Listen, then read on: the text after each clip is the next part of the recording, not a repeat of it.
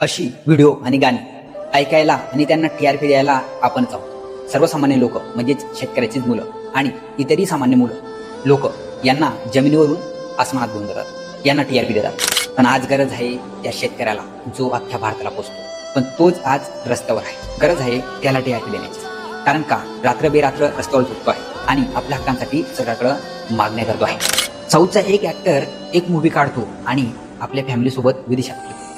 पण कधी आपला शेतकरी बाप विदेशात फिरायला गेला आहे का? विचार करा आणि त्याच गोष्टींना टीआरपी द्या ज्या गरजेच्या आहे. नंतर तुम्हाला आवडेल ते तुम्ही करू शकता, पण आता गरज आहे त्या शेतकरी बापाला सपोर्ट करण्याची. सोशल मीडियावर जास्तीत जास्त शेतकऱ्यांच्या आंदोलनाला सपोर्ट करा, लाईक करा, शेअर करा आणि अशी व्हिडिओ जास्तीत जास्त लोकांपर्यंत शेअर करा, जेणेकरून सरकारला 100% जागृती होईल. सावकारांच्या सरकारकडून काय अपेक्षा आहे तुम्हाला? शेतकरी बापाला न्याय मिळेल.